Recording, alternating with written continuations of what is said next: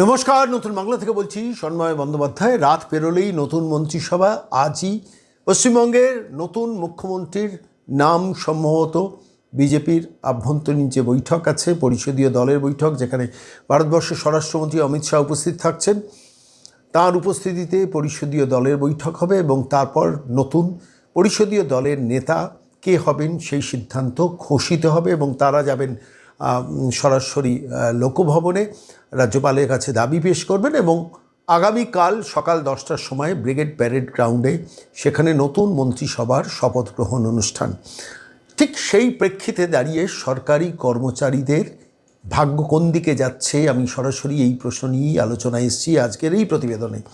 দীর্ঘদিন ধরে সংগ্রামী যৌথ মঞ্চ, কর্মচারী ফেডারেশন, কর্মচারী পরিষদ, যৌথ মঞ্চ নানানভাবে তারা আন্দোলন করেছেন, আদালতে গেছেন, সুপ্রিম কোর্টে, হাইকোর্টে দীর্ঘদিন ধরে লড়াই করেছেন।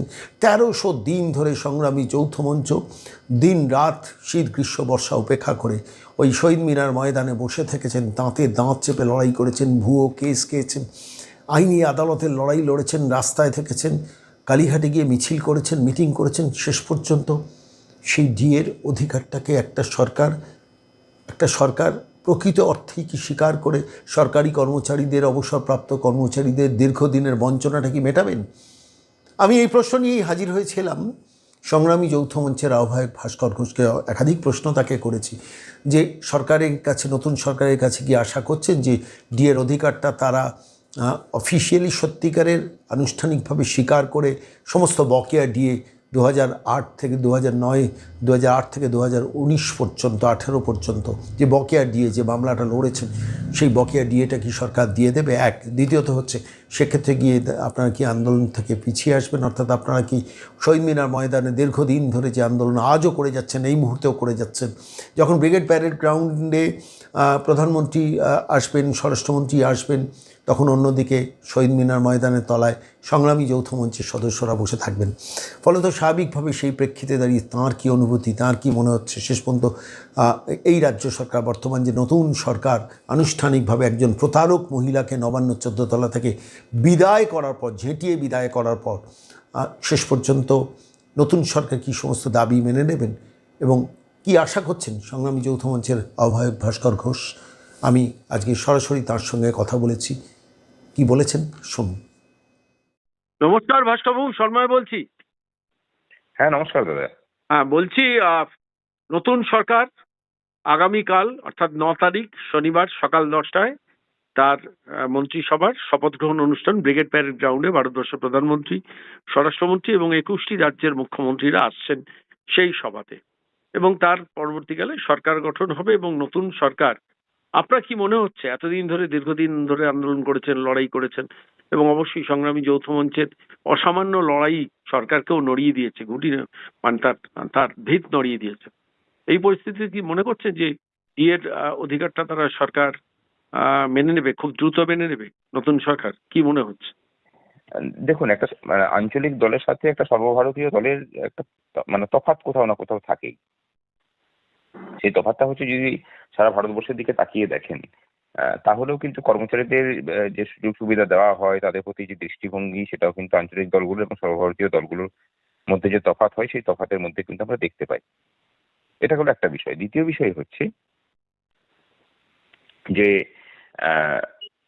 তারা প্রতিশ্রুতি দিয়েছেন আমাদেরকে। আমরা আমাদের দাবিপত্র ভোটের আগেই পেশ করেছিলাম। সুনীল বনশালজি সহ, শ্রমিক ভট্টাচার্য সহ সবার সাথে আমাদের মিটিং হয়েছে। একাধিকবার তারা প্রতিশ্রুতি দিয়েছেন। আশা করি তারা তাদের দেওয়া প্রতিশ্রুতি তারা মানবেন।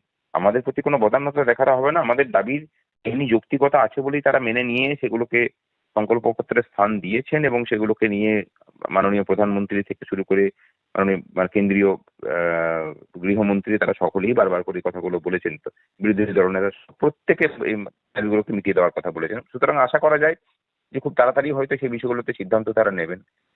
আর দ্বিতীয় হচ্ছে যে শুধুমাত্র ওই দাবি দেওয়াগুলো বিষয় নয়, সরকারি দপ্তরগুলো থেকে যে প্রাতিষ্ঠানিক দুর্নীতির বিরুদ্ধে আমরা লড়াই করে গেছি এবং সেগুলো অন্যান্য ক্ষেত্রেও ছিল, আমরা মনে করছি যে সেই দুর্নীতির বিরুদ্ধে লড়াইটাও কিন্তু আগামীতে খুব গুরুত্বপূর্ণ ভূমিকা নিতে চলেছে। তার কারণ হচ্ছে যে 4 তারিখে রেজাল্ট বেরোনোর পর থেকে গোটা পশ্চিমবঙ্গ জুড়ে যেভাবে হাওয়া মোড়কদের দাপট বেড়েছে, তাতে এই জিনিসটা অত্যন্ত গুরুত্বপূর্ণ। হুম, হুম, গোটা তৃণমূল আমলে সরকারি দপ্তরগুলোতে যেসব মানুষজন কাটমানির সিন্ডিকেট চালিয়েছে, থ্রেট কালচারের সিন্ডিকেট চালিয়েছে, কর্মচারীদেরকে ভীত সন্ত্রস্ত করে রেখেছে, স্বাধীনভাবে ভালোবেসে কোনো কাজকে ইমপ্লিমেন্ট করতে দেয়নি, এখন দেখতে পাচ্ছি যে তারাই আবার গেরুয়া আবির মেখে আবার সেই হাল হকিকত নিয়ে ঘুরে বেড়াচ্ছেন। এবং সেখানে কিছু কর্মচারী যারা শাসক, বর্তমান যারা শাসক হতে চলেছেন, তাদের ঘনিষ্ঠ এবং তাদের মুখ হয়ে এতদিন ছিলেন, তারাই দেখা যাচ্ছে যে সেই সিন্ডিকেটের লোকগুলোর হাত ধরে আবার নতুন করে ওই সিন্ডিকেটটাকেই আবার পুনর্জাগরিত করতে চাইছে। তাহলে পরিবর্তনটা কি হলো?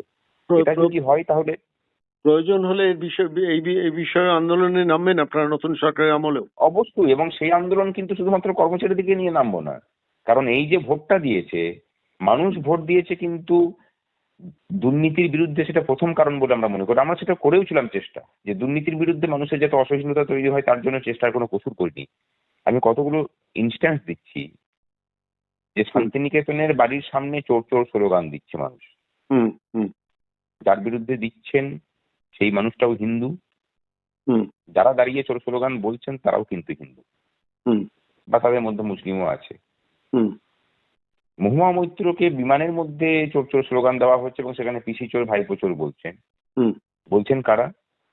হুম, না, তথাকথিত একটু অবস্থাপন্ন ক্লাস, যারা সাধারণত গা বাঁকিয়ে চলতে চান, হুম, হুম, হুম, সেই মানুষগুলো প্লেনে গিয়ে পরে মহুয়া মৈত্রকে সামনে পেয়ে তাকে চোর চোর বলছেন। তাদের মধ্যে হিন্দুও আছে, তাদের মধ্যে মুসলিমও আছে। সুতরাং ভোটের যে ব্যাপারটা, সেটা শুধুমাত্র হিন্দু মুসলিমের ভিত্তিতে হয়নি, তার থেকে আমার কাছে অনেক বেশি করে মনে হয়েছে যে এটা হচ্ছে দুর্নীতির বিরুদ্ধে। হুম, হুম, হুম, সুতরাং এই দুর্নীতির বিরুদ্ধে যদি কোনো রকমের সহিষ্ণুতা যদি নতুন সরকারও এসে দেখায়, তখন মানে বাংলাটাকে সুন্দর করার জন্য সেখানে তো দায়িত্ব নিয়েই আমাদেরকে লড়তে হবে। ঠিক। এবং সেখানে সাধারণ মানুষকে আমরা আহ্বান জানাবো যে যে ম্যান্ডেট আপনারা দিয়েছেন সেই ম্যান্ডেটকে রক্ষা করার জন্য আপনাদেরকেও যে স্বপ্নের বাংলাকে যদি করতে হয় তাহলে এগিয়ে আসতে হবে। আপনার কাছে একটা প্রশ্ন আমার, সেটা হচ্ছে যে দীর্ঘদিন ধরে প্রায় 1300 দিনের উপর আপনারা শহীদ মিনার ময়দানে দিন রাত একাকার করে বসে রয়েছেন। শেষ পর্যন্ত কি সেই আন্দোলনটাই ইতি টানার কথা ভাবছেন? হ্যাঁ, দাবি যদি অন্তত কিছুটাও মেটে তাহলে আমরা সেখান থেকে হবে। এবং সরকারের কাছে আমাদের এইসব বক্তব্যগুলো যেমন থাকবে সেরকম আমরা চাই। একটা কথা খুব পরিষ্কার করে বলি যে সংগ্রামী যৌথ মঞ্চের নেতৃত্বে যেসব কর্মচারীরা আছেন এবং এখন বহু মানুষ জুড়তে চাইছেন, আমরা কিন্তু কোনো দলের সংগঠন নই, এক নাম্বার। দ্বিতীয় নাম্বার হচ্ছে আমরা কর্মচারীদের জন্য এবং সাধারণ মানুষের জন্য যাতে পরিষেবাগুলোকে কর্মচারীরা ভালোবেসে পৌঁছে দিতে পারেন, সরকারি প্রজেক্টগুলো যাতে ভালোবাসার সাথে কর্মচারীরা ইমপ্লিমেন্ট করেন, তার প্রচেষ্টা করব। আর তৃতীয় হচ্ছে যে কোনো ধরনের দুর্নীতি, সেটা যে স্তর থেকেই আসুক না কেন, তার বিরুদ্ধে আমাদের জিরো টলারেন্স থাকবে। ঠিক, ঠিক। এবং তার মানে জন্য যে লড়াই, সেই লড়াই কিন্তু চলবে। দুর্নীতির বিরুদ্ধে লড়াই আপনারা সংগ্রামী যৌথ মঞ্চ আরো জোরালো করে রেখে দেবেন সরকারের কাছে। আহ, তার তার তার মানে বাস্তবতায় বিচার করার দাবি নিয়ে, তাই তো? একদম। ঠিক। অনেক ধন্যবাদ ভাস্করবাবু। সংগ্রামী যৌথ মঞ্চকে মানে আমি আরেকবার আপনাদের ধন্যবাদ জানাবো যে আজকের এই জগদ্দল পাথর শয়তানের প্রতারক মহিলার সরকার থেকে যে নিষ্কৃতি পেয়েছেন, আপনার এবং আপনাদের প্রচুর অবদান আছে এর পেছনে।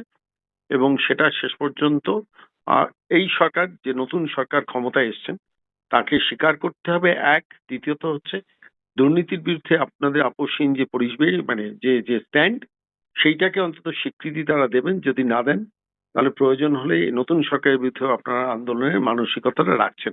এটাই শেষে বলতে পারি, তাই তো? একদম। অনেক অনেক ধন্যবাদ ভাস্করবাবু, অনেক ধন্যবাদ। ধন্যবাদ দাদা, ধন্যবাদ।